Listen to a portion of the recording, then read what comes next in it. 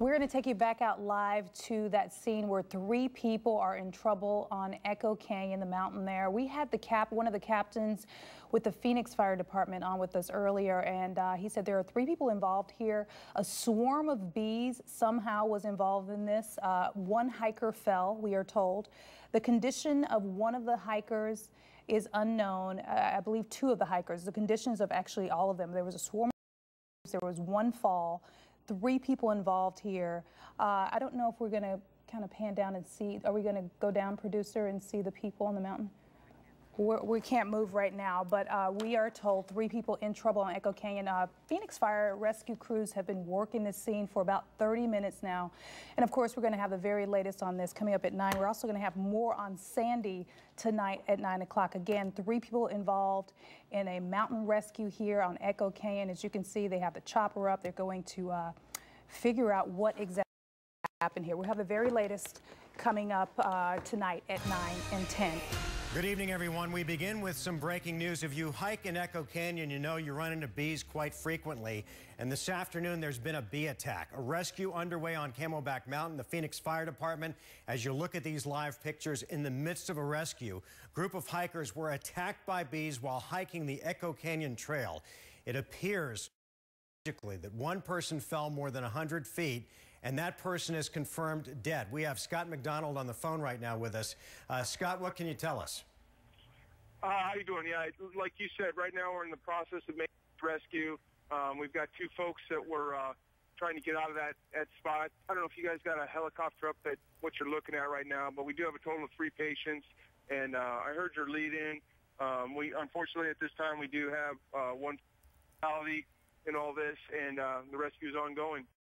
Scott is from Phoenix Fire, for those of you just joining us. And what we're looking at, Scott, I don't know if you have a TV monitor to look at, but we see at least 1 rescuer in a bee suit. We see the 2 people who were driven into that crevice at Echo Canyon. And obviously, for a lot of the folks that hike this area, they know these crevices in that area. Apparently, they dove into that crevice to try to get away from the bees, right?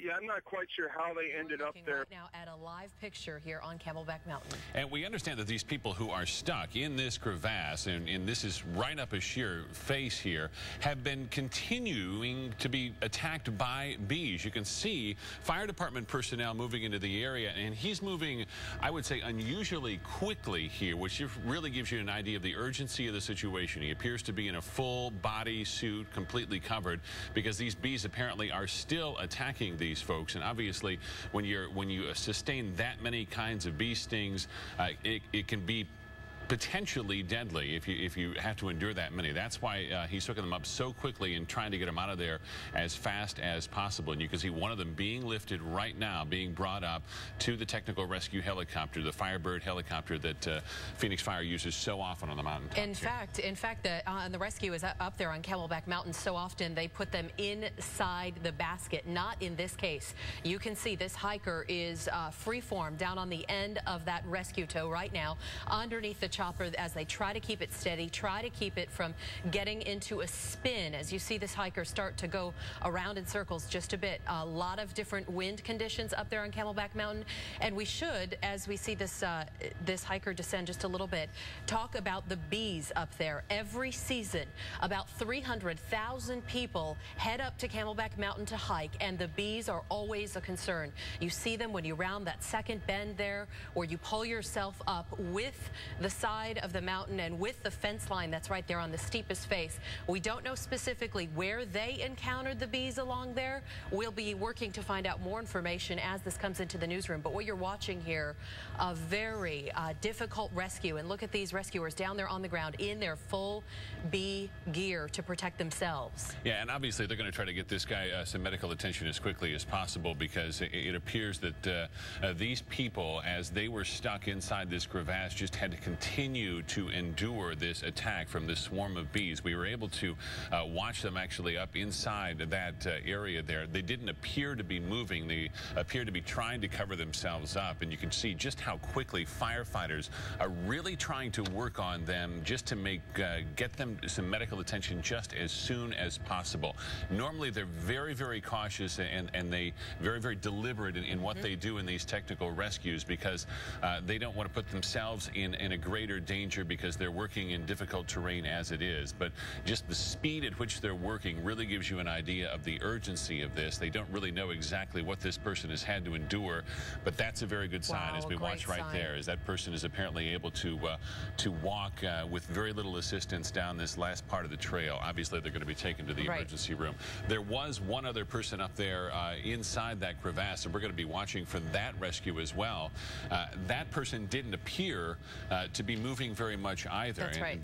Perhaps they were just trying to cover themselves up and try to protect themselves as much as possible. But I can't imagine having to sit in a very confined space like that and just be swarmed by bees. Yeah, and we don't know if they were rappelling or hiking out there, but this is an area that is very popular for rappelling down the face of that. What you were seeing there, the steps on the trail, for those of you who have not hiked Camelback, Echo Canyon starts with a number of stairs that get you up to that first landing and then get you up to the steeper parts of the mountain. So where they lowered them to is the very basin of the mountain. And you can see up here this other rescue of this person who did not survive that fall.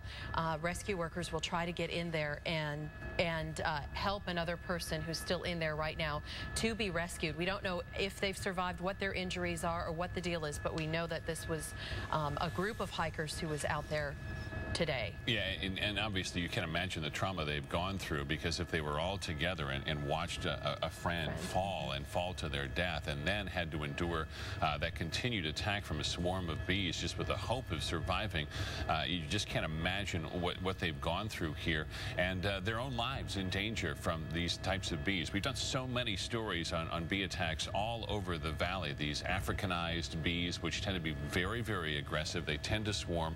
They're not your typical honeybees, but we're seeing more and more of them and more of these attacks. And obviously here on Camelback Mountain in Echo Canyon, we're seeing just how dangerous this can be. And the trouble is, that's exactly what happens. When you see the bees up there, everybody that's on the trail does take a run for it, trying to get out of there. A lot of people you'll see when the bees come out cover their mouths so that they're not bit on the inside of their mouth and stung on the inside of their mouth as well. So obviously a horrible situation up there this afternoon. One that we haven't seen in a very long time. But as we mentioned before, hundreds of thousands of people hike this area every single year. And the main concern is usually water up there. But in this case today, a massive bee attack happening. Yeah, and hats off to the Phoenix Fire Technical Rescue Team. These guys train in very difficult environments. They're often called in to do these types of rescues. But it's a big task and a big order to ask them to come in and then do it in a hurry to try to get people out as quickly as possible when lives are at stake. But that's exactly what they're having to do here, getting these people off the mountain. So they're risking their own lives as they do this, but you can tell just the dedication that they have. Wow. Trying to grab a hold of that wire, trying to get the chopper in close enough to the mountain and still have enough clearance to be able to hover it in place. Katie, as you mentioned, yeah, you've got all kinds of wind conditions in these canyons. You can get winds whipping through, and not typically what you'd see there in just a flat ground environment. Right, and it is amazing. They do all kinds of training for things like this, but you know, the perfect set of circumstances when you have, as you mentioned, bees attacking and the dangerous heights on this cliff, and you see as this victim is being raised out of the canyon there, and he's motioning up, so that's a great sign that he's able to at least communicate with the chopper in some way, even if it just be a hand signal there. Yeah, and you saw how fast he got that wire and hooked it up to a harness there. That's not normal. When we've watched these types of technical rescues before, normally they're double and triple checking everything just to make sure that they haven't missed anything when they're hooking somebody up to a harness. And in this case, it was boom and get them out of there as quickly as possible. And that tells you just the kind of danger they were in that area. Boy, if you have friends or family who are out hiking Camelback right now and you're watching this and able to see somebody give a hands up like that or give a sign that they're okay, and now we'll see them go, it's sort of the same path that we just saw to meet with the rescuers down there on the ground, both those from Phoenix Fire and those that are in the full protective suits to keep themselves from being stung as well. Yeah, it's becoming a bigger problem, obviously, for firefighters, and they've really had to train to try to deal with some of these things and to use foam and those types of apparatus when they can. But obviously, in an environment like this, you just cover up and try to protect yourself. Angie Holdsworth is out there right now at Echo Canyon. She's just getting on scene within the last couple of minutes here. And Angie, just watching this rescue take place, I don't know what your vantage point is, but there's a huge sense of urgency as these guys work to get these people off the mountain. Absolutely. It's very tense, too. You can feel even from the firefighters who are watching this from the ground. You know, they're very tense about this. They're watching for binoculars. This gives you a real idea just how urgent this is and how serious it is, like you've been explaining. They're going in there to pick off at least another person that we understand. What we're hearing here is that there were 3 people total who may have been stung. The one person who fell, who they say died from that fall, was actually trying to get away from those bees. Now, this is a place on the mountain where they call Ice Box, which is just a ways up there on that trail. Whether the bees were on trail or off trail, firefighters have not been able to confirm that at this point. But again, it's a very dangerous rescue. They have to go in one by one, and we've seen them in those bee protection suits. They have to get into a very tough area there and get those people very quickly, and those bees are still very active. Boy, and Angie, where are you specifically right now? I would imagine as hikers continue to come down the mountain, if they have been stopped up above, as they continue to come down the mountain, just waiting in that parking lot area there as they watch this happening. Yeah, we're right here at the trailhead as people are starting to come down. Although we're seeing a few people come out here in just a little bit of time. Of course, we have our crews on scene gathering as much information, that we can bring to you a little bit later here in the show. Okay, we want to talk about something, Angie. We'll keep you on the phone there. I talked about a harness earlier, which is what they usually carry them down in. You're seeing them use that now to escort this hiker out of the canyon, and you'll start to see the steps area again, which is much closer to the bottom. They'll dip down into the steps and then go back up to the top of the stairs to get back up to the parking lot where they'll have more staging area for these rescue crews. We're going to be gathering more on this as we continue to follow it for you, but we want to get to some other... We have developing news not only on the East Coast with Hurricane Sandy, but also here in the valley. You're looking at a rescue helicopter over the Echo Canyon area. If you weren't with us at the top of the newscast and you're just joining us, here's what's happened today. 3 hikers were hiking Echo Canyon, a popular hiking trail in the eastern part of Phoenix, right off Camelback Mountain. You see that rescuer right there? He's wearing a bee suit because 3 hikers were attacked by bees. What they're doing right now is they're hooking up one of the hikers who ran into a crevice to get away from these bees. They're hoisting him out of the canyon and to safety. 2 of the hikers were stung. They went into the crevice to try to get away from the bees. A third, unfortunately, fell 100 feet to his death. It's a very dicey situation because of the terrain. Let's go to Caribe Divine for a quick look at what some of these rescuers are facing there. Caribe? Well, in terms of weather, I saw the helicopter there, and of course the concern is always winds. And right now, fortunately, there's not too much wind there in the canyon. But Mark, you were talking about the terrain, and I know you've been up to Echo Canyon before. I go there often, and there are points where you are walking on a very, very narrow path. And so if you were to all of a sudden encounter, something that was attacking you, I mean, I could see very easily how you could misstep almost an inch or 2 and come down the side there. Of course, then there are areas that are a little bit flatter there, but very tricky. Just if you're completely coherent and you're aware and you're trying to navigate this, there are times where you're on your hands and knees literally hiking this trail. So you can only imagine, especially if you've been to Echo Canyon, just how terrifying that had to be with bees attacking you and just being completely disoriented and knowing probably that a single step could lead you to a very, very dangerous situation. You can see there they just now rescued them,